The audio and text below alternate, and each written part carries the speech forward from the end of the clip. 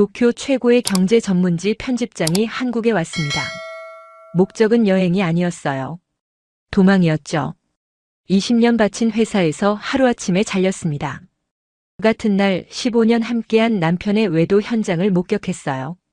직장도 가정도 단 하루 만에 전부 무너졌죠. 그녀는 죽고 싶었습니다. 사흘간 아무것도 먹지 못한 채 가장 빨리 뜨는 비행기에 올랐어요. 목적지가 어디든 상관없었죠. 인천행 티켓이었습니다.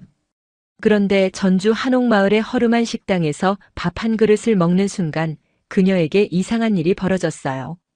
멈추지 않던 눈물이 터졌습니다. 사흘 만에 처음으로 밥을 먹었어요. 그리고 살고 싶다는 생각이 들었죠. 73 할머니가 차려준 된장찌개 한 그릇이 그녀를 살렸습니다. 그 뒤로 그녀는 한국에 남았어요. 요리를 배우기 시작했죠. 그리고 1년 뒤 완전히 다른 사람이 됐습니다. 과연 밥 한 그릇이 어떻게 사람을 바꿀 수 있었을까요? 끝까지 보시면 그 감동적인 이야기를 알게 되실 거예요. 영상 시작 전 구독과 좋아요, 알림 설정까지 부탁드립니다. 댓글로 여러분의 생각도 남겨주시면 더 좋은 영상으로 보답하겠습니다. 안녕하세요. 저는 오카다 유키코입니다.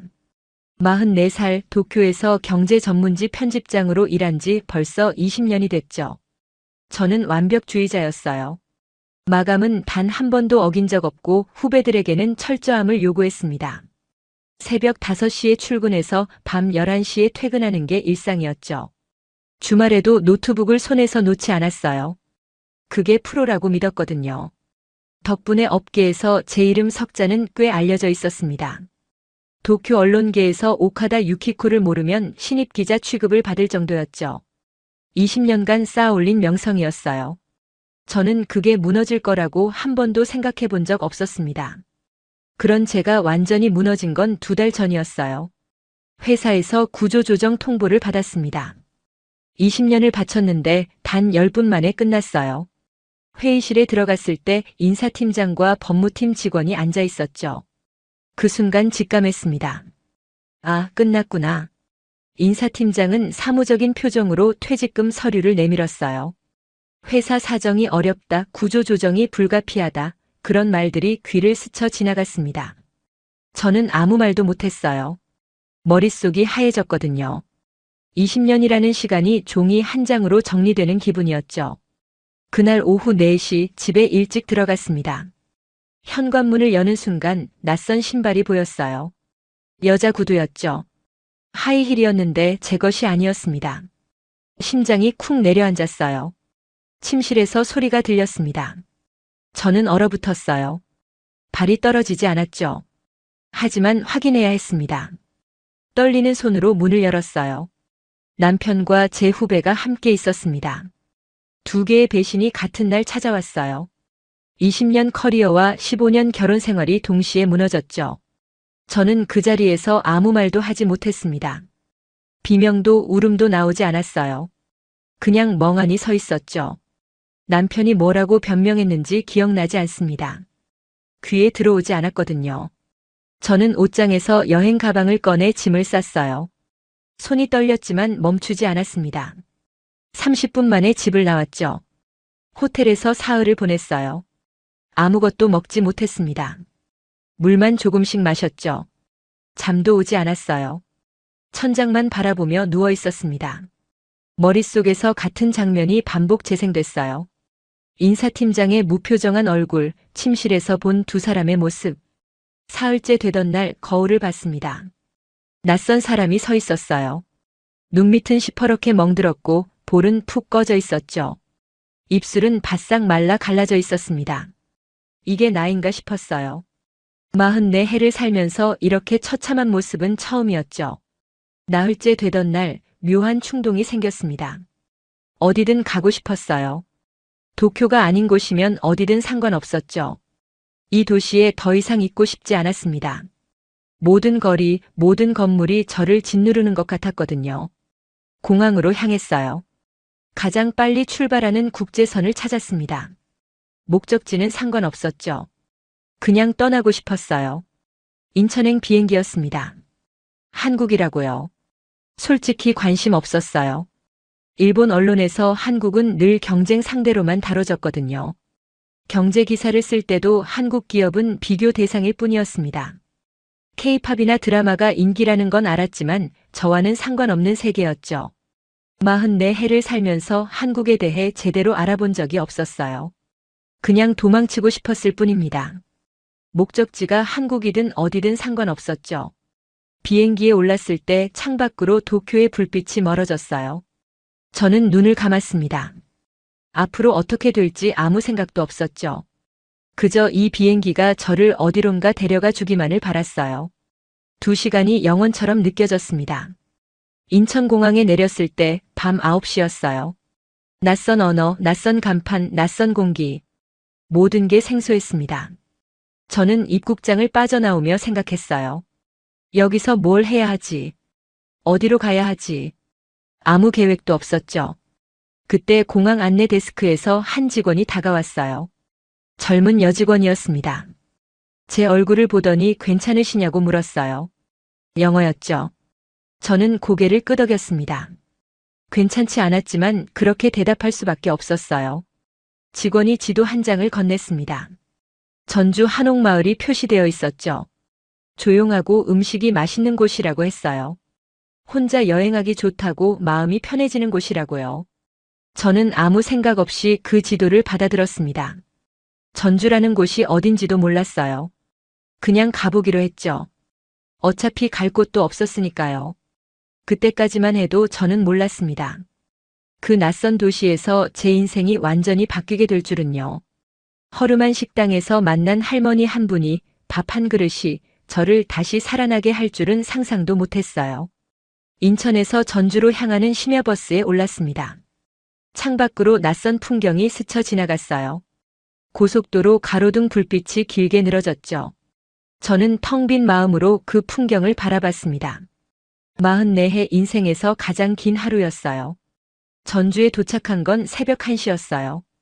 버스에서 내리니 사방이 고요했습니다. 인천공항의 번잡함과는 완전히 다른 세계였죠. 가로등 불빛 아래 한옥 지붕들이 줄지어 있었어요. 마치 시간이 멈춘 것 같은 풍경이었습니다. 터미널 근처 작은 여관을 찾았어요. 주인 할머니가 졸린 눈을 비비며 나왔습니다. 제 얼굴을 보더니 아무 말 없이 방 열쇠를 건넸어요. 아마 제 꼴이 말이 아니었겠죠. 저는 방에 들어가자마자 옷도 안 갈아입고 쓰러졌습니다. 다음 날 눈을 떴을 때 오후 2시였어요. 14시간을 내리잔 거죠. 그래도 몸은 천근만근이었습니다. 배에서 꼬르륵 소리가 났어요. 사흘째 굶고 있다는 걸 그제야 깨달았죠. 하지만 먹고 싶지 않았습니다. 입맛이 완전히 사라진 상태였거든요. 그래도 밖으로 나갔어요. 방 안에만 있으면 미칠 것 같았습니다. 한옥마을 골목을 정처 없이 걸었죠.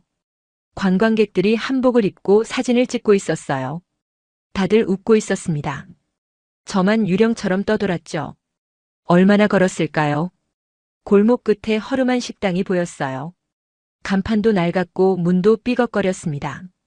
그런데 이상하게 발이 그쪽으로 향했어요. 왜 그랬는지 모르겠습니다. 그냥 이끌렸어요. 문을 열고 들어갔습니다. 작은 식당이었어요. 테이블이 4개밖에 없었죠. 주방에서 할머니 한 분이 나왔습니다. 이르는 넘어 보였어요. 허리가 조금 굽었고 손은 주름투성이었죠. 하지만 눈빛만은 맑았습니다. 할머니가 제 얼굴을 한참 들여다봤어요. 그리고 아무 말 없이 주방으로 들어갔습니다. 저는 창가 자리에 앉았어요. 메뉴판을 봤는데 한글이라 읽을 수가 없었죠. 뭘 시켜야 할지 몰랐습니다. 5분쯤 지났을까요? 할머니가 쟁반을 들고 나왔어요. 밥 한 공기, 된장찌개, 김치, 나물 반찬 몇 가지. 소박한 밥상이었습니다. 저는 시킨 적이 없다고 손짓했어요. 할머니는 그냥 웃으며 상을 내려놓았습니다. 숟가락을 들었어요. 된장찌개를 한 숟갈 떠서 입에 넣었습니다. 그 순간 뭔가가 터졌어요. 목구멍으로 따뜻한 국물이 내려가는데 눈에서 물이 쏟아졌습니다. 멈출 수가 없었어요. 저도 모르게 울고 있었습니다. 소리 없이 눈물만 줄줄 흘렀어요. 사흘간 한 방울도 안 나오던 눈물이었죠. 된장찌개를 먹으면서 우는 게 얼마나 우스꽝스러운지 알았어요. 하지만 멈출 수 없었습니다. 할머니가 다가왔어요. 제 등을 토닥이며 뭐라고 말했습니다. 한국어라 못 알아들었지만 그 손길은 이해할 수 있었어요. 따뜻했습니다. 진심이 담겨 있었죠. 한참을 울었어요. 그러고 나니 이상하게 배가 고파졌습니다. 밥을 먹기 시작했어요. 된장찌개에 밥을 말아서 먹었죠. 김치도 먹고 나물도 먹었습니다. 정신없이 숟가락을 놀렸어요. 밥 한 공기를 다 비웠습니다. 할머니가 밥을 덮어왔어요. 저는 그것도 다 먹었습니다. 사흘 만에 먹는 제대로 된 식사였죠. 배가 부르니까 온몸에 힘이 돌았어요. 살 것 같았습니다. 처음으로 살고 싶다는 생각이 들었어요. 식사를 마치고 계산하려 했습니다. 지갑을 꺼내 엔화를 보여줬어요. 할머니가 손을 저었습니다. 돈은 됐다고 그냥 가라고요. 저는 당황했어요. 이런 친절을 받아본 적이 없었거든요. 할머니가 제 손을 잡았습니다. 그리고 천천히 말했어요. 내일 또 오라고요. 얼굴이 너무 말랐다고요. 저는 한국어를 잘 몰랐지만 그 말은 알아들었습니다. 눈물이 또 났어요. 여관으로 돌아오는 길 저는 생각했습니다. 내일 도쿄로 돌아가려고 했는데 발이 떨어지지 않았어요. 그 할머니의 된장찌개가 그 따뜻한 손길이 자꾸 떠올랐죠. 그날 밤 여행 가방을 풀지 않은 채 누워서 천장을 바라봤습니다. 이상했어요. 도쿄에서는 죽고 싶다는 생각밖에 안 들었는데 여기서는 달랐습니다. 내일이 궁금해졌어요. 그 식당에 다시 가고 싶었죠. 다음 날 저는 정말로 그 식당을 찾아갔습니다. 문을 열자 할머니가 웃으며 맞아줬어요. 마치 기다렸다는 듯이요. 그 미소를 보는 순간 저는 깨달았습니다. 여기 더 있어야겠다고요. 조금만 더요. 열흘이 지났어요. 저는 매일 그 식당을 찾아갔습니다. 아침에 눈을 뜨면 가장 먼저 그 골목이 떠올랐죠. 할머니의 밥상이 저를 불렀어요. 할머니 이름은 박말순이었습니다. 73이었죠. 이 자리에서 40년 넘게 식당을 했다고 해요. 혼자서요. 남편은 20년 전에 세상을 떠났고 아들은 서울에서 산다고 했습니다. 할머니는 늘 혼자였어요. 저는 한국어를 거의 못했습니다. 할머니는 일본어를 전혀 몰랐죠. 우리는 손짓과 표정으로 대화했어요. 이상하게도 통했습니다. 말이 없어도 마음은 전해지더라고요. 열흘째 되던 날 저는 용기를 냈어요. 번역 앱을 켜고 한 문장을 보여줬습니다. 저를 가르쳐 주세요. 할머니가 화면을 한참 들여다봤어요. 그리고 한숨을 쉬었습니다. 할머니는 손을 저었어요. 여기가 요리 학원이 아니라고 자기는 장사해야 한다고요. 당연한 거부였죠. 저도 무리한 부탁인 건 알았습니다. 하지만 포기할 수 없었어요. 저는 다시 번역 앱을 켰습니다. 한 글자씩 천천히 입력했어요. 일본에서 저는 아무것도 없습니다. 집도 직장도 가족도. 하지만 여기서 할머니 음식 먹고 처음으로 살고 싶다고 생각했습니다. 제발 가르쳐 주세요. 할머니가 화면을 읽었어요. 한참을 가만히 계셨습니다. 주름진 얼굴에 뭔가 스쳐 지나갔죠. 저는 고개를 숙인 채 기다렸어요. 5분쯤 지났을까요? 할머니가 일어나 주방으로 들어갔습니다. 저는 거절당했다고 생각했어요. 당연하죠. 처음 보는 외국인을 왜 가르쳐 주겠어요? 그런데 할머니가 뭔가를 들고 나왔어요. 앞치마였습니다. 남색면 앞치마였죠. 할머니가 그걸 제 앞에 던졌어요. 설거지부터 해. 요리는 그 다음이야. 번역 앱이 없어도 알아들었습니다. 저는 눈이 커졌어요. 정말이냐고 정말 가르쳐 줄 거냐고 물었죠. 할머니는 대답 대신 싱크대를 가리켰습니다. 저는 앞치마를 두르고 설거지를 시작했어요. 손이 떨렸습니다. 기쁨 때문이었죠. 그릇 하나하나를 정성껏 닦았어요. 44해 인생에서 이렇게 행복한 설거지는 처음이었습니다. 그날부터 저는 가게 뒤편 작은 방에 짐을 풀었어요. 방이라고 하기에도 민망한 공간이었습니다. 창고를 비운 거였죠. 싱글 침대 하나 겨우 들어갔어요. 하지만 상관없었습니다. 지붕 아래 누울 곳이 있다는 게 감사했어요. 새벽 5시에 일어났습니다. 할머니를 따라 시장에 갔죠. 전주 남부시장이었어요. 처음 보는 광경이었습니다. 사람들이 북적거렸고 온갖 채소와 생선이 쌓여 있었어요. 할머니는 능숙하게 재료를 골랐습니다. 저는 아무것도 몰랐어요. 이 채소가 뭔지, 저 생선이 뭔지 전혀 알 수 없었죠. 한국어도 서툴렀습니다. 상인들이 하는 말을 반도 못 알아들었어요. 하지만 포기하지 않았습니다. 할머니 뒤를 졸졸 따라다니며 눈으로 배웠죠. 동네 사람들이 수군거렸어요. 일본 여자가 왜 저러냐고, 무슨 속셈이냐고요. 저는 들리지 않는 척했습니다. 아니, 실제로 반도 못 알아들었어요. 오히려 다행이었죠. 알아들었으면 마음이 아팠을 테니까요. 첫 주는 설거지와 청소만 했어요. 칼은 만지지도 못했습니다. 할머니는 엄격했어요. 기본이 안 되면 요리는 없다고 하셨죠. 저는 군말 없이 따랐습니다. 그릇을 닦고 바닥을 쓸고 테이블을 닦았어요. 둘째 주부터 채소 손질을 배웠습니다. 파 다듬기부터 시작했죠. 뿌리를 자르고 시든 잎을 떼고 깨끗이 씻는 법을요. 쉬워 보였는데 어려웠어요. 할머니는 제가 손질한 파를 보고 고개를 저었습니다. 다시. 그 말만 반복했죠. 한 달이 지났어요. 제 손은 물집투성이가 됐습니다. 칼에 베인 상처도 여러 군데 있었죠. 밤마다 손이 욱신거렸어요. 하지만 불평하지 않았습니다. 이 정도 고통은 아무것도 아니었거든요. 도쿄에서 받은 상처에 비하면요. 한 달이 끝날 무렵 저는 처음으로 혼자서 김치찌개를 끓였어요. 할머니가 지켜보는 앞에서요. 손이 떨렸습니다. 국물 간을 맞추는 게 가장 어려웠죠. 할머니가 한 숟갈 떠서 맛을 봤어요. 80점. 할머니가 말했습니다. 저는 눈물이 났어요. 80점이면 합격이냐고 물었죠. 할머니는 고개를 저었습니다. 80점이면 손님한테 못 내. 95점은 돼야 해. 저는 고개를 끄덕였어요. 알겠습니다. 더 열심히 하겠습니다. 할머니가 피식 웃었죠. 그 웃음이 따뜻했습니다.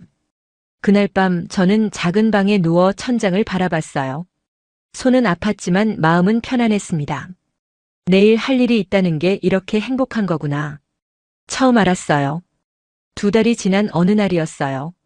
점심 장사가 끝나고 설거지를 하고 있었습니다. 그때 가게 문이 벌컥 열렸어요. 낯선 남자가 서 있었습니다. 30대 후반쯤 되어 보였어요. 얼굴이 헬쑥했고 눈 밑에 다크서클이 짙었죠. 커다란 여행 가방을 끌고 있었습니다. 지친 표정이었어요. 뭔가에 쫓기는 사람 같았죠. 할머니가 주방에서 나왔어요. 그 남자를 보더니 표정이 굳었습니다. 그리고 한마디 했죠. 재민아 왔구나. 아들이었어요. 박재민. 서울에서 프랜차이즈 식당을 운영했다고 합니다. 3년 전에 시작해서 승승장구했대요. 직원도 10명 넘게 뒀고 지점도 3개나 냈다고요. 한때는 잘 나갔던 거죠. 그런데 3달 전에 망했다고 해요. 경기가 나빠지면서 손님이 줄었고 빚이 눈덩이처럼 불어났대요. 결국 가게를 정리하고 빚더미만 안고 고향으로 내려온 거였습니다. 재민 씨는 저를 위아래로 훑어봤어요. 날카로운 눈빛이었습니다. 곱게 자란 티가 났다. 손도 여리고 칼질도 엉망일 것 같다. 그런 시선이었죠. 저는 본능적으로 긴장했습니다. 어머니, 이게 뭐예요? 이 사람 누구예요? 재민 씨가 물었어요. 할머니가 대답했습니다. 유키코야. 일본에서 왔어. 요리 배우고 있어. 재민 씨의 눈이 커졌어요. 그리고 코웃음을 쳤습니다. 일본 사람이 한식을 왜 배워요? 무슨 속셈이에요? 저는 고개를 숙였어요. 한국어가 서툴러서 반박할 수도 없었습니다. 그냥 조용히 들을 수밖에 없었죠. 한식이 그렇게 만만해요. 수십 년 해도 모자란 건데. 몇 달 배워서 뭘 할 수 있겠어요? 재민 씨의 말이 날카로웠습니다. 틀린 말은 아니었어요. 저도 알았죠. 제가 얼마나 부족한지요. 하지만 그 말투가 마음에 상처를 줬습니다. 할머니가 아들을 노려봤어요. 그리고 한마디 했죠. 야, 너는 수십 년 했으면서 왜 망했냐? 재민 씨는 할 말을 잃었습니다. 입을 다물고 짐을 끌고 안으로 들어갔어요. 할머니가 제게 눈짓을 했습니다. 신경 쓰지 말라는 뜻이었죠. 하지만 신경이 쓰였어요. 아들이 돌아왔으니 저는 나가야 하는 게 아닌가. 그런 생각이 들었습니다. 밤에 짐을 쌀까 고민했어요. 다음 날 아침 재민 씨가 주방에 나타났습니다. 앞치마를 두르고 있었어요. 할머니가 일을 시킨 거였죠. 갈 곳 없으면 여기서 일하라고요. 저와 재민 씨는 같은 주방에서 일하게 됐습니다. 좁은 공간에 두 사람이 부딪혔어요. 처음부터 삐걱거렸죠. 이렇게 써는 거 아니에요. 두께가 다 다르잖아요. 재민 씨가 제 칼질을 보고 말했어요. 저는 고개를 숙였습니다. 죄송합니다. 된장은 이렇게 풀면 안 돼요. 덩어리지잖아요. 죄송합니다. 불 조절 이렇게 하면 타요. 눈으로 안 보여요. 죄송합니다. 저는 뭘 해도 혼났어요. 재민 씨는 틈만 나면 지적했습니다. 물론 다 맞는 말이었어요. 제가 부족한 거였죠. 하지만 그 방식이 너무 가혹했습니다. 어느 날 저녁 재민 씨가 폭발했어요. 반박 좀 해봐요. 맨날 미안하다고만 하면 어떡해요. 답답하게. 저는 잠시 침묵했습니다.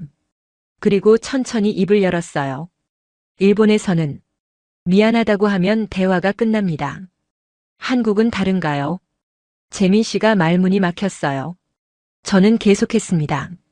저는 반박할 자격이 없어요. 재민 씨 말이 다 맞으니까요. 저는 부족해요.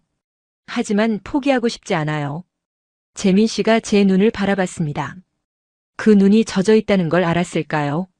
저는 돌아서서 싱크대로 갔어요. 설거지를 시작했습니다. 그날 밤 재민 씨가 가게 앞에서 담배를 피우고 있었어요. 저는 퇴근하려고 나왔다가 멈춰 섰습니다. 내일 시장 갈 때 같이 가요. 재민 씨가 먼저 말을 걸었어요. 재료 고르는 법 알려줄게요. 저는 놀라서 그를 바라봤습니다. 재민 씨는 담배를 끄고 안으로 들어갔어요. 저는 한참 그 자리에 서 있었습니다. 그게 첫 번째 화해였어요. 작은 거였지만 뭔가 달라지는 느낌이 들었죠. 그 일은 장마가 시작된 7월의 어느 날 일어났어요. 아침부터 비가 쏟아졌습니다. 골목에 물이 찼고 손님은 거의 없었죠. 그래도 할머니는 평소처럼 움직였어요. 새벽 5시에 일어나 시장에 갔고 아침 7시부터 주방에서 준비를 했습니다. 저는 이상한 느낌이 들었어요. 할머니 얼굴이 평소보다 창백했거든요. 괜찮으시냐고 물었는데 할머니는 손을 저었습니다. 괜찮다고 신경 쓰지 말라고요. 점심시간이 됐어요. 비가 와서 손님이 별로 없었지만 그래도 몇 분이 왔습니다. 할머니가 찌개를 끓이고 있었어요. 저는 반찬을 준비하고 있었죠. 그때였습니다. 쿵 하는 소리가 들렸어요. 돌아보니 할머니가 쓰러져 있었습니다. 국자가 바닥에 굴렀고 가스불 위에서 찌개가 넘치고 있었어요. 저는 비명을 질렀습니다. 재민 씨가 달려왔어요. 할머니를 일으키려 했는데 의식이 없었습니다. 재민 씨가 119에 전화했어요. 저는 할머니 손을 잡고 울었습니다. 구급차가 오기까지 15분이 걸렸어요. 그 15분이 영원처럼 느껴졌습니다. 할머니는 여전히 눈을 뜨지 않았어요. 숨은 쉬고 있었지만 얼굴이 하얗게 질려 있었죠. 병원으로 실려갔습니다. 저와 재민 씨는 응급실 앞에서 기다렸어요. 아무 말도 하지 않았습니다. 저는 손을 모으고 기도했어요. 제가 믿는 신이 있는지도 모르겠지만 그냥 기도했습니다. 제발, 제발, 제발. 2시간 뒤에 의사가 나왔어요. 과로와 고혈압이라고 했습니다. 오랫동안 무리해서 몸이 한계에 다다른 거라고요. 생명에는 지장 없지만 최소 2달은 절대 안정이 필요하다고 했어요. 저는 안도의 한숨을 쉬었습니다. 재민 씨도 벽에 기대 눈을 감았어요. 우리 둘 다 녹초가 됐었죠. 병실로 옮겨진 할머니를 보러 갔어요. 할머니는 깨어 있었습니다. 링거를 맞고 누워 있었죠. 얼굴은 여전히 창백했지만 눈빛은 맑았어요. 할머니가 재민 씨 손을 잡았습니다. 가게. 내가 맡아야 해. 재민 씨 얼굴이 굳었어요. 저는 옆에서 지켜봤습니다. 어머니, 저는 재민 씨가 말을 더듬었어요. 서울에서 실패한 기억이 떠오르는 것 같았습니다. 두려움이 얼굴에 드러났죠. 할머니가 재민 씨를 바라봤어요. 그리고 말했습니다. 혼자 하라는 게 아니야. 유키코도 있잖아. 둘이 하면 돼. 저는 깜짝 놀랐어요. 할머니가 저를 불렀습니다. 유키코야. 이리 와봐. 저는 침대 가까이 다가갔어요. 할머니가 제 손을 잡았습니다. 거칠고 따뜻한 손이었죠. 재민이 좀 도와줘. 이 녀석 혼자는 못해. 저는 고개를 숙였습니다. 열심히 하겠습니다. 할머니가 피식 웃었어요. 그리고 눈을 감았습니다. 피곤하셨겠죠? 저와 재민 씨는 조용히 병실을 나왔어요. 병원 복도를 걸으면서 재민 씨가 물었습니다. 왜 남아요? 할머니 아픈데 일본으로 돌아가도 되잖아요. 저는 걸음을 멈추고 재민 씨를 바라봤어요. 할머니가 저를 살렸습니다. 그 밥 한 그릇이요. 2달 전에 저는 죽고 싶었어요. 아무것도 없었거든요. 그런데 할머니가 밥을 주셨어요. 아무것도 묻지 않고요. 그냥 먹으라고 하셨죠. 재민 씨는 아무 말도 하지 않았습니다. 저는 계속했어요. 그래서 이제 제가 갚을 차례예요. 할머니가 쉬시는 동안 제가 가게를 지킬게요. 물론 저 혼자는 못해요. 재민 씨, 저를 도와주세요. 아니, 제가 재민 씨를 도울게요. 재민 씨가 저를 한참 바라봤습니다. 그의 눈에 뭔가가 스쳐 지나갔어요. 놀라움인지 당혹감인지 아니면 다른 무엇인지. 그는 고개를 끄덕였습니다. 아무 말 없이요. 하지만 그걸로 충분했어요. 병원을 나오는 길 비가 그치고 있었습니다. 구름 사이로 햇살이 비쳤죠. 저는 하늘을 올려다봤어요. 할머니 걱정 마세요. 저와 재민 씨가 가게를 지킬게요. 마음속으로 그렇게 다짐했습니다. 두 사람의 동거 아닌 동거가 시작됐어요. 새벽 5시에 일어나 시장에 갔습니다. 재민 씨가 재료를 고르고 저는 장바구니를 들었어요. 예전에는 할머니 뒤를 따라다녔는데 이제는 재민 씨를 따라다녔죠. 재민 씨는 저와 달랐어요. 요리학교를 나왔고 프랜차이즈도 운영해봤습니다. 이론과 실전을 모두 아는 사람이었죠. 재료를 고르는 눈이 정확했어요. 이건 싱싱하고 저건 아니다. 한눈에 알았습니다. 하지만 문제가 있었어요. 마음이었죠. 서울에서 실패한 기억이 재민 씨를 얼어붙게 했습니다. 주방에 서면 손이 떨렸어요. 주문이 밀리면 멍해졌죠. 과거의 악몽이 떠오르는 것 같았습니다. 저는 정반대였어요. 실력은 부족했지만 마음만은 가득했습니다. 손님 한 분 한 분에게 정성을 다했어요. 한국어가 서툴러도 눈을 보며 인사했죠. 고마워요. 맛있게 드세요. 그 말만은 완벽하게 외웠습니다. 어느 날 점심시간이었어요. 평소보다 손님이 많았습니다. 주문이 한꺼번에 몰렸죠. 재민 씨가 주방을 맡고 저는 서빙을 했어요. 그런데 재민 씨가 얼어붙었습니다. 주문표가 쌓이는데 손이 움직이지 않았어요. 불은 너무 세서 타기 시작했고 반찬은 떨어졌고 손님들은 기다렸죠. 재민 씨 얼굴이 하얗게 질렸습니다. 저는 서빙을 멈추고 주방으로 뛰어갔어요. 재민 씨 괜찮아요. 제가 도울게요. 저는 재민 씨 옆에 섰습니다. 떨리는 손으로 채소를 썰기 시작했어요. 칼질은 엉망이었지만 상관없었습니다. 그냥 옆에 있어야 했어요. 천천히 해요. 천천히요. 저도 여기 있어요. 재민 씨가 저를 바라봤습니다. 눈이 촉촉했어요. 저는 계속 채소를 썰었습니다. 서툴렀지만 멈추지 않았죠. 잠시 후 재민 씨의 손이 다시 움직이기 시작했어요. 처음에는 느렸지만 점점 빨라졌습니다. 불을 조절하고 찌개를 저었어요. 호흡이 돌아왔죠. 점심 장사가 끝났어요. 우리 둘 다 녹초였습니다. 바닥에 주저앉아 한참을 멍하니 있었죠. 재민 씨가 먼저 입을 열었어요. 고마워요. 저는 웃었습니다. 재민 씨도 아까 미안하다고 안 했어요. 한국 사람도 반박 안 하네요. 재민 씨도 웃었어요. 그 웃음을 보는 건 처음이었습니다. 딱딱했던 얼굴이 풀어졌죠. 오랜만에 웃어봤다고 나중에 그렇게 말했어요. 그날 이후로 우리는 조금씩 가까워졌습니다. 저녁 장사가 끝나면 함께 뒷정리를 했어요. 설거지를 하면서 이야기를 나눴죠. 재민 씨는 서울에서 있었던 일을 조금씩 말해줬습니다. 얼마나 힘들었는지, 얼마나 두려웠는지요. 저도 제 이야기를 했어요. 도쿄에서 있었던 일을요. 20년 커리어, 15년 결혼, 하루아침에 무너진 것들. 말하면서 울었습니다.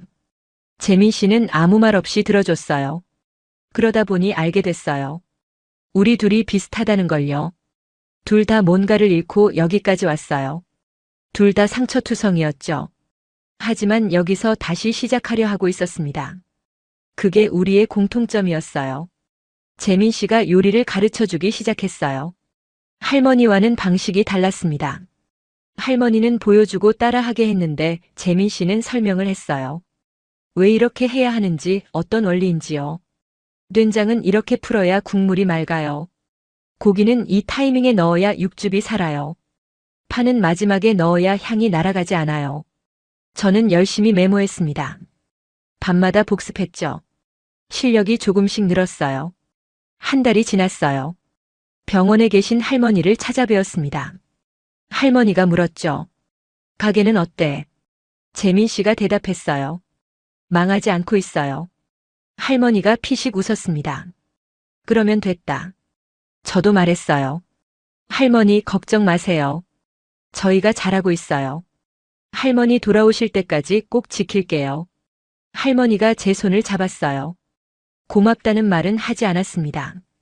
대신 손을 꼭 쥐었죠. 그걸로 충분했어요. 병원을 나오는 길 재민 씨가 말했습니다. 저 사람이 없었으면 진짜 못 버텼어요. 저는 물었어요. 저도요? 재민 씨가 고개를 끄덕였습니다. 당신도요? 저는 웃었어요. 처음으로 인정받은 기분이었습니다. 가을이 됐어요. 한옥마을의 나무들이 붉게 물들었습니다. 할머니는 회복 중이었어요. 한 달에 2번씩 병원을 찾아뵈었죠. 얼굴빛이 많이 좋아지셨습니다. 의사가 다음 달이면 퇴원해도 된다고 했어요. 가게는 우리 둘이 잘 돌아가고 있었습니다. 손님들도 늘었어요. 입소문이 났거든요. 일본 여자가 한식을 만든다고 그게 꽤 맛있다고요. 관광객들이 일부러 찾아오기도 했습니다. 저는 요리 실력이 많이 늘었어요. 이제 김치찌개는 혼자서 완벽하게 끓일 수 있었죠. 된장찌개도 할 줄 알았고 불고기도 할 수 있었습니다.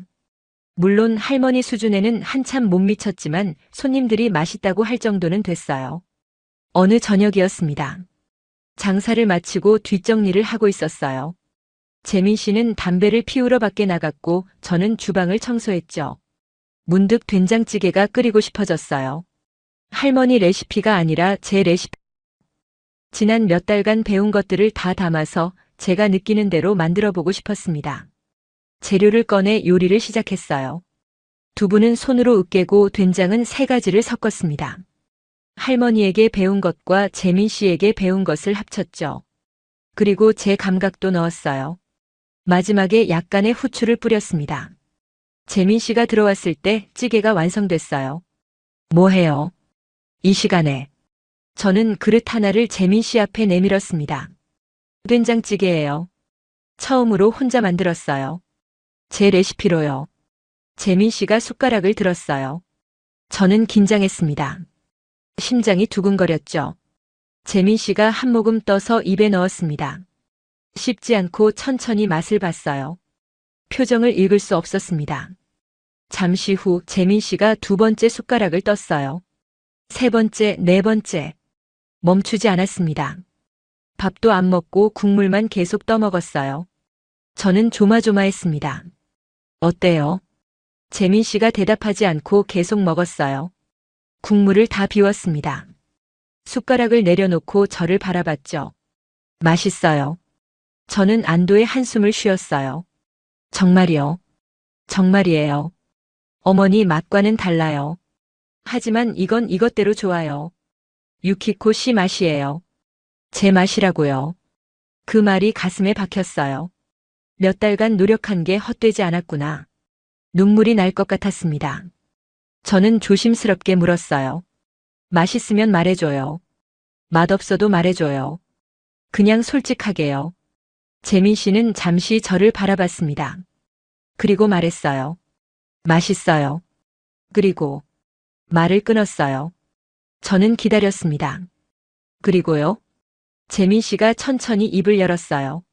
당신이 있어서 다행이에요. 저는 숨이 멎는 것 같았습니다. 심장이 쿵쾅거렸어요. 재민 씨도 긴장한 것 같았습니다. 손가락을 만지작거렸죠. 말없는 시간이 흘렀어요. 주방에는 가스레인지 위에서 보글보글 끓는 소리만 들렸습니다. 저는 용기를 냈어요. 저도요. 재민 씨가 있어서 다행이에요.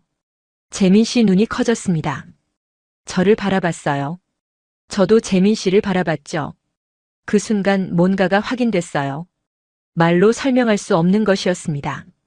하지만 우리 둘 다 알았죠. 재민 씨가 손을 뻗었어요. 제 손을 잡았습니다. 따뜻했어요. 거칠지만 따뜻한 손이었죠. 저는 손을 피하지 않았습니다.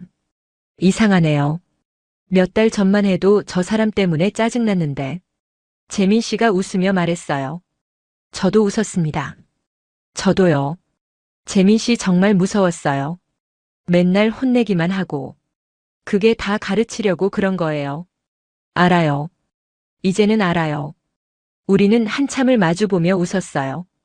어색하지 않았습니다. 오히려 편안했죠. 밤이 깊어가고 있었습니다. 창밖으로 가을바람이 불었어요. 한옥마을의 처마 끝에서 풍경 소리가 들렸죠. 재민 씨가 말했어요. 내일 어머니한테 가요. 같이요. 저는 고개를 끄덕였습니다. 네. 같이 가요. 그날 밤 저는 작은 방에 누워 천장을 바라봤어요. 심장이 아직도 두근거렸습니다. 44살에 이런 감정을 느낄 줄 몰랐어요. 어쩌면 이게 새로운 시작일지도 모른다고 생각했습니다. 이듬해 봄이 왔어요. 한옥마을에 벚꽃이 피었습니다. 할머니가 완전히 회복해서 가게로 돌아왔어요. 8달 만이었죠. 병원에서 퇴원한 뒤로도 석 달을 더 쉬셨습니다.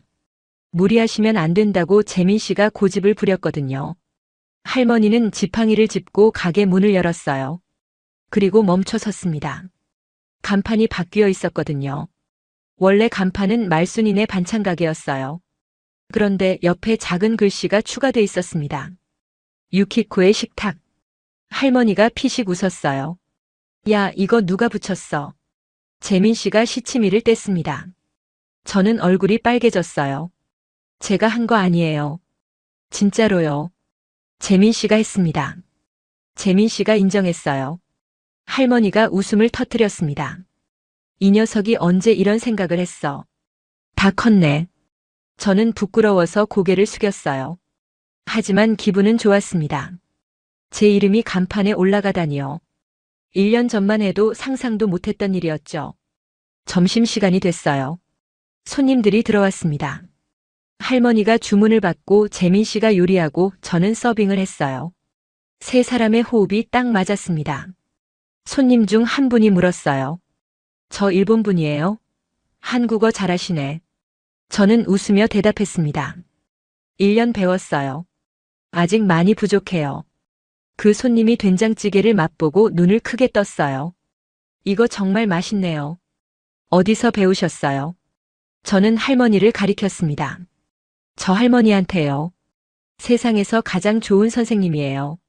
할머니가 들었는지 픽 웃었어요. 재민 씨도 웃었습니다.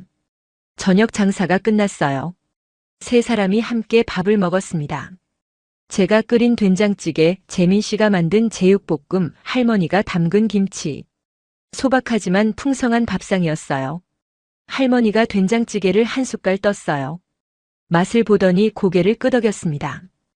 유키코야, 이제 한식 좀 할 줄 알겠네.